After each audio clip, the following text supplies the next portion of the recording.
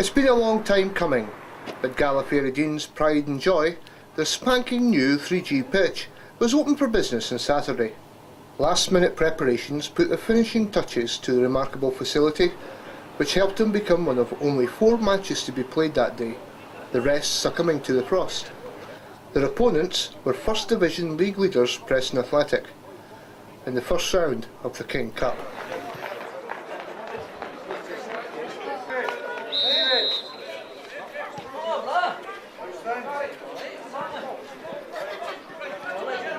Preston were first to threaten.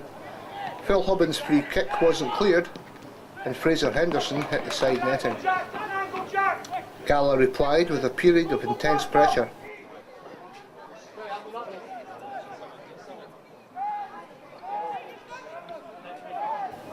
Greg Hay winning this free kick at the edge of the box.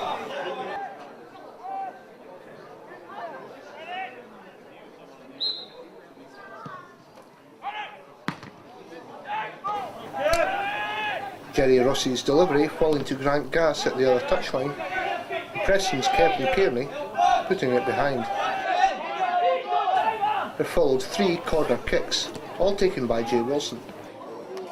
The first 2 were scrambled clear, but the third was the charm. Gary Lothian's effort blocked, but Jack Hay acrobatically slotting away the rebound. The youngster was clearly delighted to score the first goal on a new pitch, ripping his shirt off and earning himself a yellow card from Whistler Alan Hogg.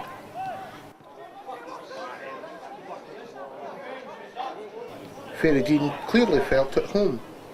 This nice passing move ending in Rossi's shot straight at keeper Ross Gilpin. But the second goal wasn't far away. Craig Livingston threading the ball through for Jay Wilson to fire into the net.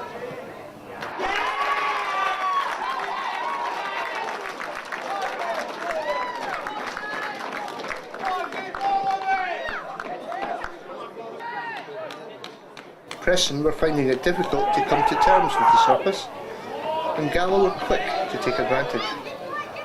Gilpin this time saving bravely as Livingston honed in.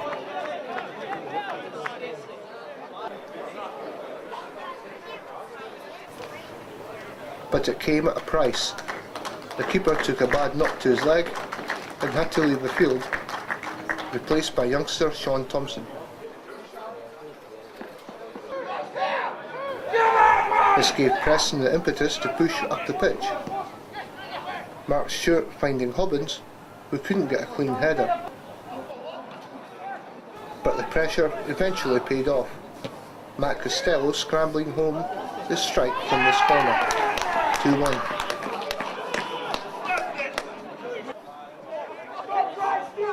The visitors sense a chance to get back on track, and Sean Martin wasn't far away with this effort.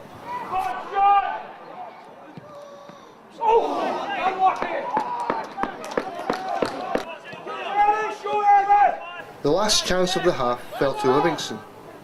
Craig Tyson feeding them through, but the effort was just a tad off target.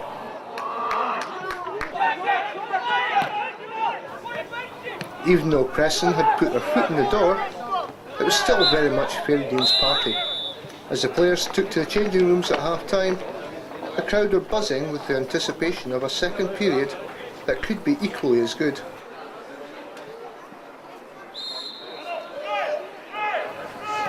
Jack Hay tested Thompson early in the second half, but he was a bit off balance with his turning shot. Then Livingston sent Rossi through, but he was run off the ball by Costello. But the third goal, when it came, was worth waiting for. Elliot Turnbull's throw-out sent forward by Tyson and flicked on by Livingston, allowing Hay to run half the length of the pitch to score. 3-1. He kept his shut off this hit.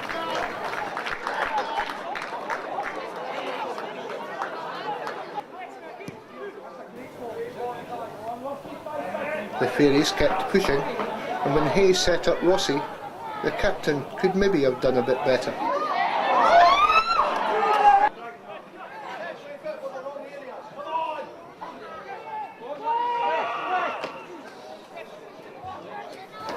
Preston were not out of it yet.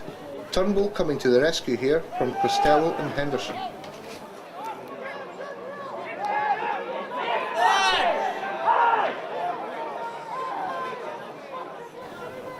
Luck was just not on the Pennypit men's side. Sean Martin clearly kept this ball in, but was flagged by the linesman, provoking disbelief from boss Stevie Myatt.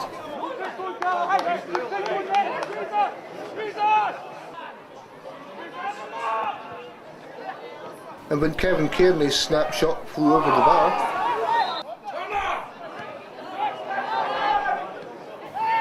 and Brian Wilson's strike hit it, they could consider themselves very unlucky indeed.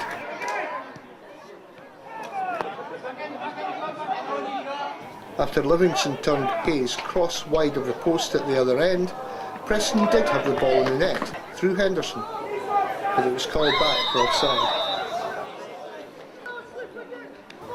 The Dean could and should have put this to bed in the next few passages of play. Hay endured this glaring miss.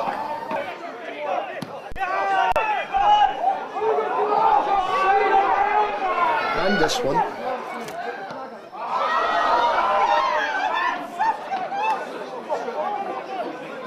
But he was just simply not going to get his hat-trick on this day.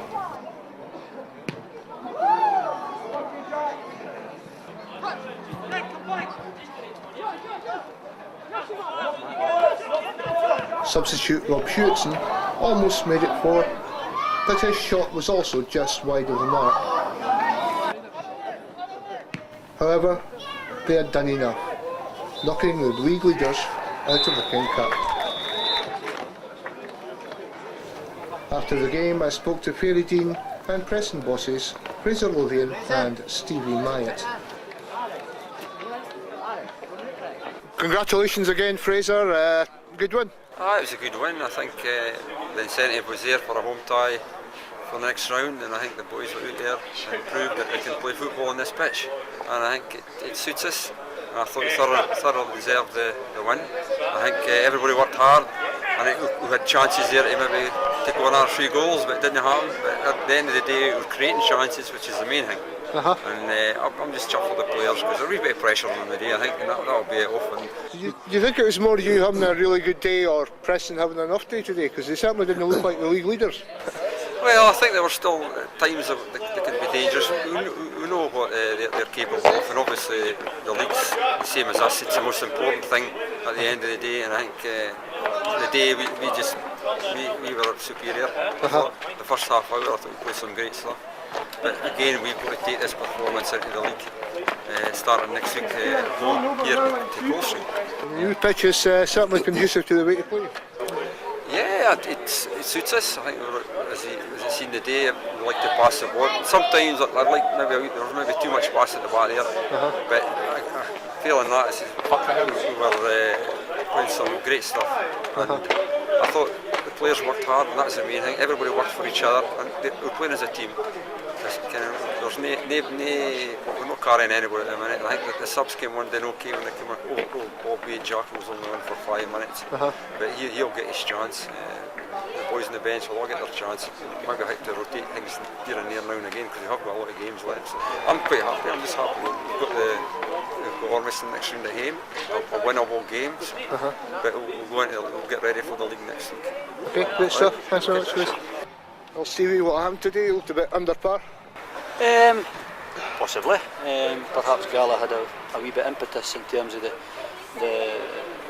build up to the opening of the park, and they were as positive as they could that they were going to get a result. But a few frailties shown in my team, I think. I was limited today.